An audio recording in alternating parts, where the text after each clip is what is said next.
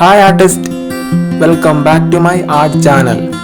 ഇന്നത്തെ ക്ലാസ്സിൽ നമ്മളൊരു ബേർഡ് ഡ്രോയിങ് ആണ് വരക്കാൻ പോകുന്നത്.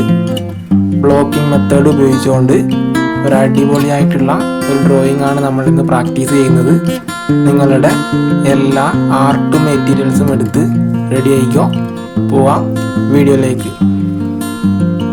സ്റ്റാർട്ട് ചെയ്യാം. ഞാൻ ബേർഡിൻ്റെ ഹെഡ് വരക്കാനായിട്ട് ഒരു സർക്കിൾ ഷേപ്പ് ഞാൻ ആദ്യം ബ്ലോക്ക് ചെയ്തെടുക്കുന്നുണ്ട്. നമ്മളുടെ ബേർഡിൻ്റെ ബേസിക് സ്ട്രക്ചർ ബിൽഡ് ചെയ്യാൻ വേണ്ടിയിട്ടാണ് നമ്മൾ ബ്ലോക്കുകളാക്കി തിരിക്കുന്നത്. ഞാനതിൽ വെർട്ടിക്കൽ ലൈനും ഹൊറിസോണ്ടൽ ലൈനും മാർക്ക് ചെയ്തു ആ ഹെഡിൻ്റെ ബ്ലോക്കിൽ. അതിനുശേഷം ഞാൻ ഒരു എക്സ് ഷേപ്പ് വരക്കുന്നുണ്ട്. അതിൻ്റെ ബോഡി പാർട്ട് ബ്ലോക്ക് ചെയ്തെടുക്കാനായിട്ട് ഒരു എക്സ് ഷേപ്പ് ഞാൻ വരക്കുന്നുണ്ട്. നിങ്ങളത് ഹെഡിൻ്റെ സൈസ് നോക്കിയിട്ട് വേണം നിങ്ങൾ ആ ബോഡി പാർട്ട് ബ്ലോക്ക് ചെയ്തെടുക്കാൻ. അത് കഴിഞ്ഞാൽ ഞാൻ കണ്ണുകൾ മാർക്ക് ചെയ്യുന്നുണ്ട്. സർക്കിൾ ഷേപ്പ് കൊടുത്തുകൊണ്ട് തന്നെ അതിൻ്റെ കണ്ണുകൾ ഞാൻ മാർക്ക് ചെയ്തു. അത് കഴിഞ്ഞാൽ അതിൻ്റെ ചിറകിൻ്റെ ഭാഗം വരക്കാനായിട്ട് ഒരു സർക്കിൾ ഷേപ്പിൽ ഞാൻ ബ്ലോക്ക് ചെയ്തെടുത്തു. ഇനി ഓരോന്നിൻ്റെയും കണക്ട് ചെയ്യേണ്ട പോർഷൻ ഞാൻ ഇന്റർസെക്ട് ചെയ്തെടുക്കുന്നുണ്ട്. ഇനി ചിറകിൻ്റെ പോർഷൻ ഞാൻ അവിടുന്ന് 2 ലൈൻസുകൾ കണക്ട് ചെയ്തെടുത്ത് അതിൻ്റെ ബേസിക് ഷേപ്പ് ഞാൻ വരച്ചെടുക്കുന്നുണ്ട്. ഇനി ഒരു ഗൈഡ് ലൈൻസ് ഞാൻ കൊടുക്കുന്നുണ്ട്. അത് ചിറകിലെ ഡീറ്റെയിൽസ് വരയ്ക്കാൻ പിന്നീട് ഹെൽപ്ഫുൾ ആയിരിക്കും.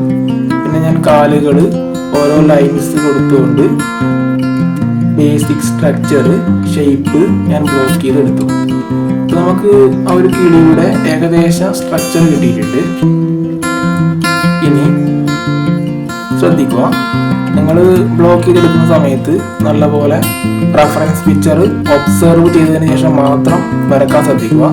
ഞാനിപ്പോൾ അതിൻ്റെ കൊക്ക് മാർക്ക് ചെയ്യുന്നുണ്ട്. പക്ഷിയുടെ ചുണ്ട് ഒരു ട്രയാങ്കിൾ ഷേപ്പ് കൊടുത്തുകൊണ്ട് മാർക്ക് ചെയ്തെടുത്തു. ഇനി കണ്ണിലെ ഐറിസ് ഞാൻ മാർക്ക് ചെയ്യുന്നുണ്ട്. ഹൈലൈറ്റ് ഞാൻ മാർക്ക് ചെയ്യുന്നുണ്ട്.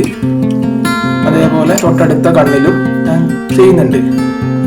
ഐറിസും അതേപോലെ തന്നെ ഹൈലൈറ്റിൻ്റെ പോർഷനും വൈറ്റ് സ്പോട്ടെല്ലാം ഞാൻ മാർക്ക് ചെയ്തെടുത്തു. ഇനി ചിറകിൻ്റെ ഡീറ്റെയിലിങ് വരക്കാനായിട്ട് ആ ഒരു പോർഷനിലെ ഗൈഡ് ലൈൻസ് ഞാൻ കൊടുത്തിട്ടുണ്ട്.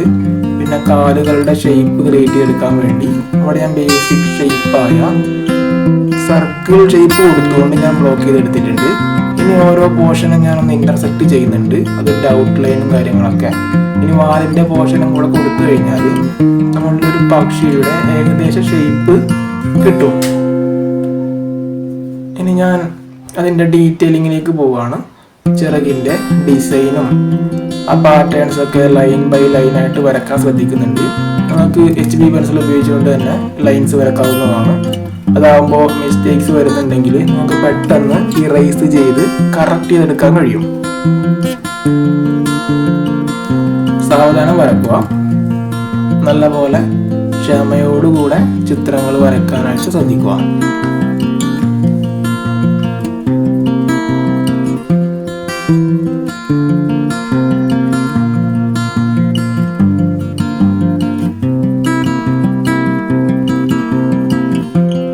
ഞാൻ ചിറകിലെ ഓരോ പാറ്റേൺസും ഡിസൈൻസും ഒക്കെ ഏകദേശം മാർക്ക് ചെയ്തിട്ടുണ്ട്.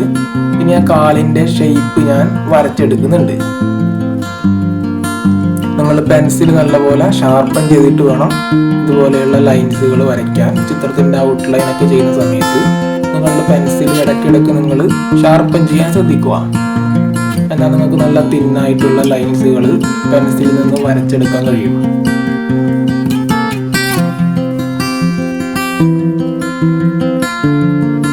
ഞാൻ വിരൽ ഞാൻ മാർക്ക് ചെയ്യുന്നുണ്ട്. ആദ്യം ബ്ലോക്കുകളാക്കി തിരിച്ചാണ് ഞാൻ വരക്കാൻ പോകുന്നത്. 3 ലൈൻസ് കൊടുത്തുകൊണ്ട് അതിൻ്റെ വിരൽ ഞാൻ ബ്ലോക്ക് ചെയ്തെടുത്തു. അതിനുശേഷം അതിൻ്റെ ഷേപ്പിലേക്ക് ഞാൻ വരച്ചെടുക്കുന്നുണ്ട്. എല്ലാ വിരലുകളും നമുക്ക് കാണാൻ പറ്റണമെന്നില്ല.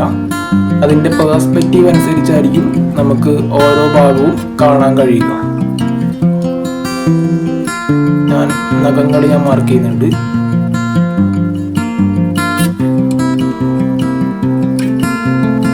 തൊട്ടടുത്ത കാലിലെ വിരലും നഖവും ഞാൻ മാർക്ക് ചെയ്യുന്നുണ്ട്.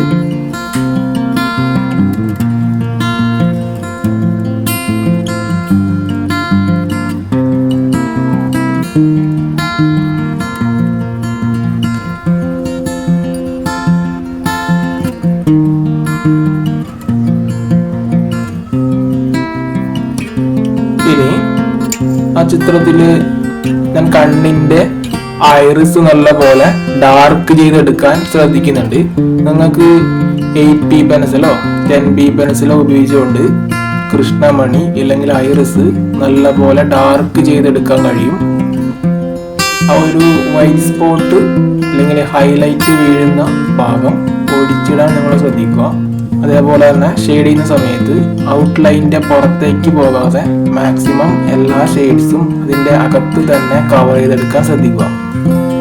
ഇപ്പോൾ ഒരു കണ്ണ് ഏകദേശം കംപ്ലീറ്റ് ആയിട്ടുണ്ട്. അപ്പൊ തന്നെ ആ ഒരു ചിത്രത്തിന് ഒരു ജീവൻ വന്നു തുടങ്ങി. ആ കണ്ണിന്റെ ഷെയ്ഡിങ് നമ്മൾ കംപ്ലീറ്റ് ചെയ്തതിന് ശേഷം ആ ചിത്രത്തിൽ ഒരു പ്രത്യേക ഫീല് വരാൻ തുടങ്ങിയിട്ടുണ്ട്. ഞാൻ അതേപോലെ തൊട്ടടുത്ത കണ്ണും ഷെയ്ഡ് ചെയ്തെടുക്കുന്നുണ്ട്. ആദ്യം ഞാൻ ഐറിസ് നല്ലപോലെ ഷെയ്ഡ് ചെയ്യുന്നുണ്ട്.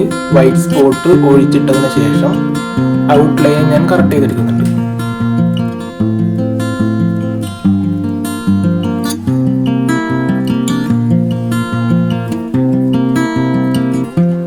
ഞാൻ കൊക്കിന്റെ ഷേപ്പ് കറക്റ്റ് ചെയ്യുന്നുണ്ട്.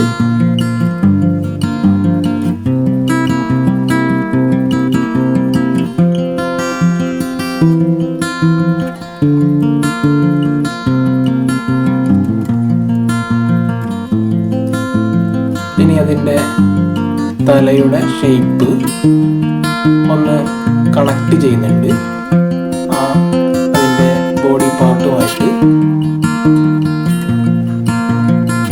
അത് കഴിഞ്ഞാൽ ഹെഡിൻ്റെ ഭാഗത്ത് ഷെയ്ഡ്സ് വരുന്ന ഭാഗങ്ങളിലൊക്കെ ഞാൻ ഷെയ്ഡ് ചെയ്തെടുക്കുന്നുണ്ട്. പേപ്പർ സ്റ്റമ്പ് ഉപയോഗിച്ചുകൊണ്ടാണ് ഞാൻ ഷെയ്ഡ് ചെയ്യുന്നത്.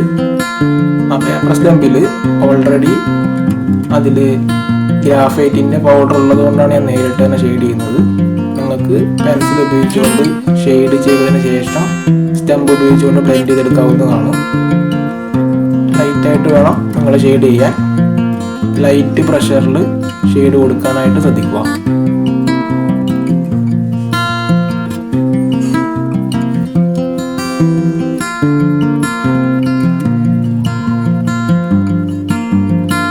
ഇനി ഷെയ്ഡിങ് വേണ്ട ഭാഗത്തെല്ലാം ഞാൻ പേപ്പർ സ്റ്റമ്പ് ഉപയോഗിച്ചുകൊണ്ട് തന്നെ ഷെയ്ഡ് മാർക്ക് ചെയ്യുന്നുണ്ട്. ലൈറ്റ് ടോണാണ് ഞാനിപ്പോൾ കവർ ചെയ്തെടുക്കുന്നത്. നിങ്ങൾ ഷെയ്ഡ് ചെയ്യുന്ന സമയത്ത് ലൈറ്റ് പ്രഷറിൽ തന്നെ പെൻസിൽ ഉപയോഗിച്ചുകൊണ്ട് ഷെയ്ഡ് ചെയ്യാൻ ശ്രദ്ധിക്കുക. നിങ്ങൾക്ക് HB പെൻസിലോ 2B പെൻസിലോ ഉപയോഗിച്ചുകൊണ്ട് ഷെയ്ഡ് ചെയ്യാവുന്നതാണ്.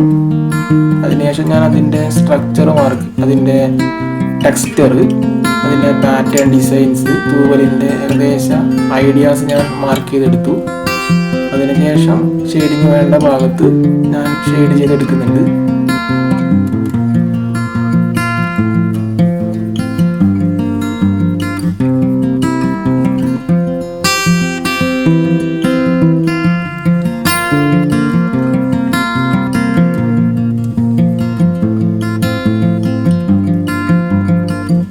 ഇനി ആ കൊക്കില് പ്രകാശം അടിക്കുന്ന ഭാഗം വൈറ്റ് സ്പോട്ട് ഞാൻ ഇറേസർ പെൻസിൽ ഉപയോഗിച്ചുകൊണ്ട് ഒന്ന് ഇറേസ് ചെയ്തെടുക്കുന്നുണ്ട്. പേപ്പർ വൈറ്റ് ക്രിയേറ്റ് ചെയ്തെടുക്കാൻ വേണ്ടിയിട്ടാണ് അങ്ങനെ ചെയ്യുന്നത്. അപ്പോൾ അതിനൊരു പ്രത്യേക ഫീല് കിട്ടും. നമുക്ക് ആ ചിത്രം നോക്കുമ്പോൾ മനസ്സിലാവും. ഉള്ളിൽ നല്ലൊരു വൈറ്റ് സ്പോട്ട് ഇപ്പോൾ കാണാൻ പറ്റുന്നുണ്ട്. അതിനോട് ചേരുന്ന ഭാഗത്ത് ഷെയ്ഡ്സ് ഞാൻ കൊടുക്കുന്നുണ്ട്. അപ്പോൾ ആ ഒരു കൊക്കിന് ഒരു 3 ഡയമെൻഷണൽ ഫീല് കിട്ടും. ഇനി സാവധാനം ഞാനതിൻ്റെ പാറ്റേൺസ് ചെയ്യുന്നുണ്ട്. ചിറകിൻ്റെ ഡിസൈൻസും കാര്യങ്ങളൊക്കെ നേരത്തെ മാർക്ക് ചെയ്ത് വെച്ച ലൈൻസിൻ്റെ മേലെയായിട്ട് ഒന്ന് കറക്റ്റ് ചെയ്തെടുക്കാൻ ശ്രദ്ധിക്കുന്നുണ്ട്. ചിറകിൻ്റെ ഔട്ട്ലൈനും അതേപോലെ തന്നെ അതിലെ ഡിസൈൻസും ഞാൻ മാർക്ക് ചെയ്യുന്നുണ്ട്.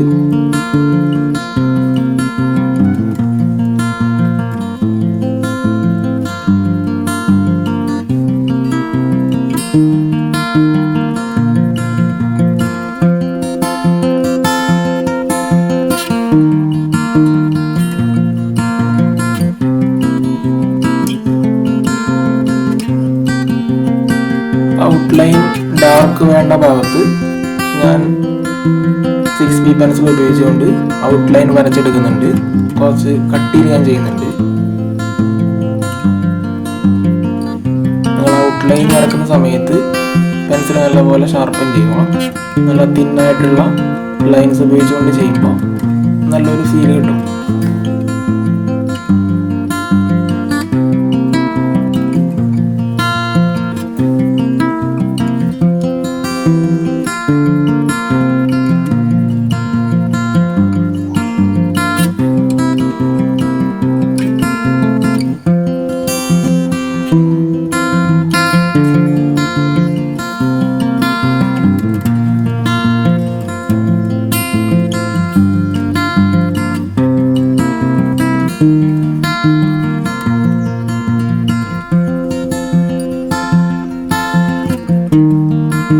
ഷെയ്ഡ് വേണ്ട ഭാഗത്ത് ഞാൻ 2B പെൻസിൽ ഉപയോഗിച്ചുകൊണ്ട് ലൈറ്റ് ഷെയ്ഡ് മാർക്ക് ചെയ്യുന്നുണ്ട്.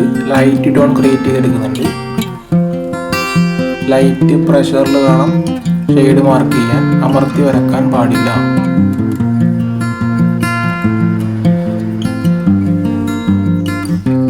ഷെയ്ഡ് ചെയ്ത് കഴിഞ്ഞാൽ നമുക്കത് നല്ലപോലെ ബ്ലെൻഡ് ചെയ്തെടുക്കാം.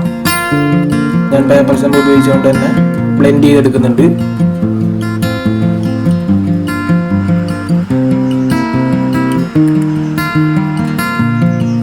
ബ്ലെൻഡ് ചെയ്യുമ്പോൾ ആ ഒരു ഷെയ്ഡിങ്ങിന് നല്ലൊരു ഫീല് കിട്ടും. എല്ലാ ഭാഗങ്ങളും നല്ലപോലെ കവറാവും. നിങ്ങളുടെ ഡ്രോയിങ്ങിനെ ഒരു റിയലിസ്റ്റിക് ഫീലിലേക്ക് ഈ ഒരു സ്മഡ്ജിങ് ടെക്നിക്ക് എത്തിക്കും. ഈ ഒരു ഡ്രോയിങ്ങിൽ ഞാൻ സ്മഡ്ജിങ് ടെക്നിക്കാണ് ഞാൻ കൂടുതൽ യൂസ് ചെയ്തിട്ടുള്ളത്. നമുക്ക് ടൈപ്സ് ഓഫ് ഷെയ്ഡിങ്ങിൻ്റെ ആ ഒരു ചാപ്റ്റർ കാണാവുന്നതാണ്. അതിൽ ഞാൻ സ്മഡ്ജിങ് ടെക്നിക്കിനെ കുറിച്ച് പറഞ്ഞിട്ടുണ്ട്. കാണാത്തവർക്ക് വേണ്ടി അതിൻ്റെ ലിങ്ക് ഞാൻ താഴെ കൊടുക്കാം. ടൈപ്സ് ഓഫ് ഷെയ്ഡിങ് എന്ന ചാപ്റ്റർ നല്ലപോലെ കണ്ടു മനസ്സിലാക്കുക.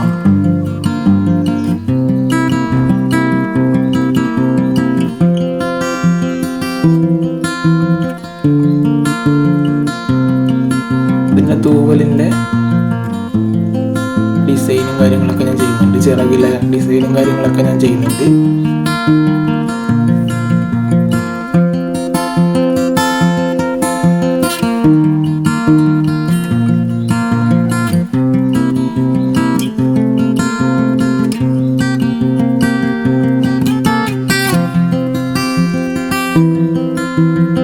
പിന്നെ ഡാർക്ക്നെസ് വേണ്ട ഭാഗത്ത് ഞാൻ 6B പെൻസിൽ ഉപയോഗിച്ചുകൊണ്ട് ഡാർക്ക് ചെയ്തെടുക്കുന്നുണ്ട്.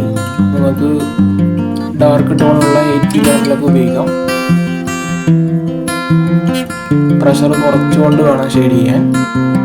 പിന്നെ ഞാനത് ബ്ലെൻഡ് ചെയ്തെടുക്കുന്നുണ്ട്. പേപ്പർ സ്റ്റെമ്പ് ഉപയോഗിച്ചുകൊണ്ട് ആ ഒരു ഡാർക്ക് ടോൺ നല്ലപോലെ ബ്ലെൻഡ് ചെയ്തെടുക്കുന്നുണ്ട്.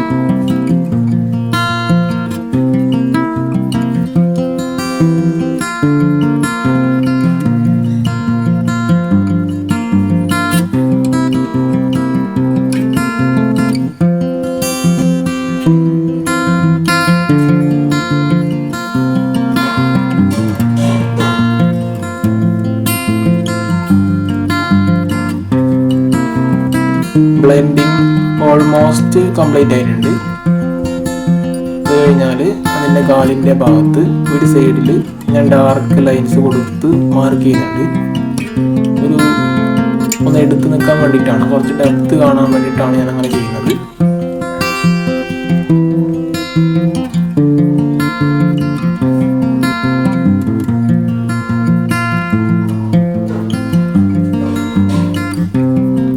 പോർഷൻ കുറച്ച് ഡാർക്കായിട്ടായിരിക്കും കാണുന്നത്. അങ്ങോട്ടേക്ക് പ്രകാശം ഉണ്ടാവില്ല, അതുകൊണ്ട് ഇരുണ്ട ഭാഗമായിരിക്കും. ആ ഒരു ഭാഗം നല്ലപോലെ ഡാർക്ക് ചെയ്തെടുക്കുന്നുണ്ട്. ഇനി കഴുത്തിൻ്റെ ഭാഗത്തും ഡാർക്ക് ടോൺ ആയിരിക്കും.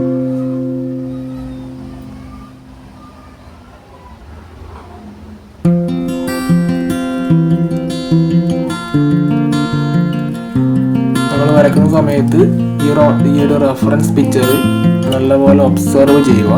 അതിൻ്റെ ഷേപ്പ് എങ്ങനെയാണ്, അതിൻ്റെ പ്രൊപ്പോർഷൻ എങ്ങനെയാണ്, നല്ലപോലെ സ്റ്റഡി ചെയ്തതിനു ശേഷം മാത്രം വരക്കാൻ ശ്രദ്ധിക്കുക.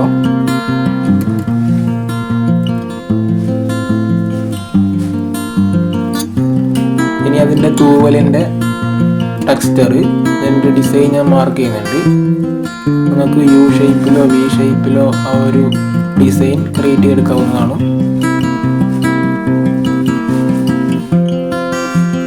ഇനി സ്മഡ്ജ് ചെയ്യേണ്ട ഭാഗത്ത് ഞാൻ ഒന്നുകൂടി നല്ലപോലെ സ്മഡ്ജ് ചെയ്തെടുക്കുന്നുണ്ട്.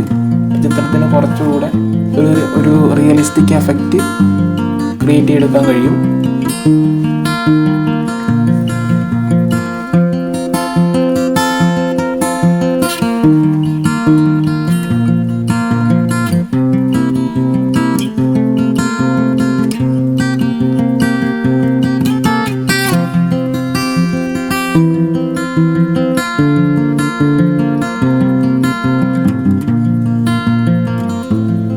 ആദ്യമായിട്ട് ഷെയ്ഡ് ചെയ്യുന്ന സമയത്ത് ഇതുപോലെ കിട്ടണമെന്നില്ല. നിങ്ങൾ ഒരുപാട് തവണ നിങ്ങളുടെ ഷെയ്ഡിങ് പ്രാക്ടീസ് ചെയ്ത് നോക്കുക. നിങ്ങൾക്ക് പ്രാക്ടീസിലൂടെയാണ് ഷെയ്ഡിങ്ങിന് റിസൾട്ട് കൊണ്ടുവരാൻ കഴിയുക. അപ്പോൾ നിങ്ങൾ കഴിയുന്നത്ര പ്രാക്ടീസ് ചെയ്യുക. ഇനി ഡാർക്ക് ഔട്ട്ലൈൻ വേണ്ട ഭാഗത്ത് ഞാൻ കുറച്ചും കൂടി ഡാർക്ക് പെൻസിൽ ഉപയോഗിച്ചുകൊണ്ട് ഇതിൻ്റെ ഔട്ട്ലൈൻ കറക്റ്റ് ചെയ്തെടുക്കുന്നുണ്ട്.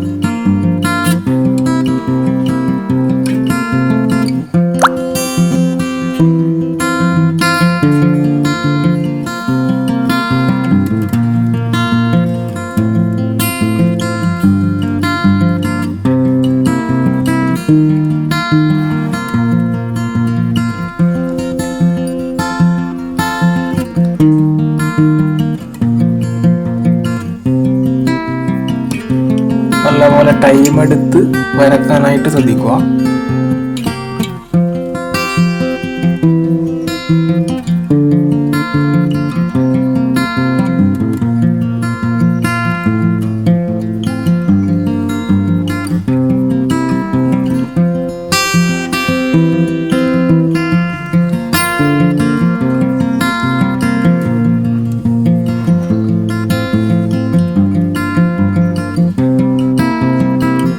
ഇനി ഹൈലൈറ്റ് വേണ്ട ഭാഗത്ത് ഞാൻ ഇറൈസർ ഉപയോഗിച്ചുകൊണ്ട് അതിൻ്റെ വൈറ്റ് സ്പോട്ട് ഞാൻ ക്രിയേറ്റ് ചെയ്തെടുക്കുന്നുണ്ട്. ഹൈലൈറ്റ് ഞാൻ ക്രിയേറ്റ് ചെയ്തെടുക്കുന്നുണ്ട്.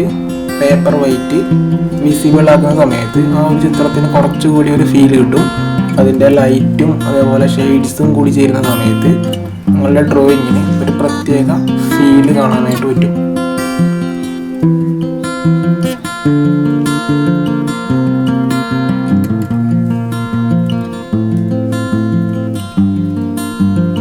അതിൻ്റെ ഹെഡിൻ്റെ ഭാഗത്ത് നല്ല വൈറ്റ് സ്പോട്ട് ഉണ്ടാവും.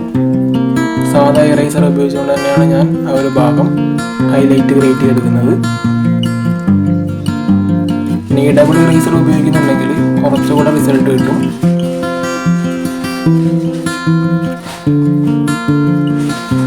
ഇനി അതിൻ്റെ ഷാഡോ വേണ്ട ഭാഗത്ത് ഞാൻ പേപ്പർ സെമ്പ് ഉപയോഗിച്ചുകൊണ്ട് തന്നെ അതിൻ്റെ ഷെയ്ഡ്സ് മാർക്ക് ചെയ്യുന്നുണ്ട്. അപ്പോൾ നമ്മുടെ ഒബ്ജക്റ്റ് ഒരു സർഫേസിൽ നിൽക്കുന്നതായിട്ട് ഫീൽ ചെയ്യും. നമ്മുടെ ഡ്രോയിങ് കംപ്ലീറ്റ് ആയിട്ടുണ്ട്. ഇന്നത്തെ ക്ലാസ് ഇവിടെ അവസാനിപ്പിക്കുകയാണ്.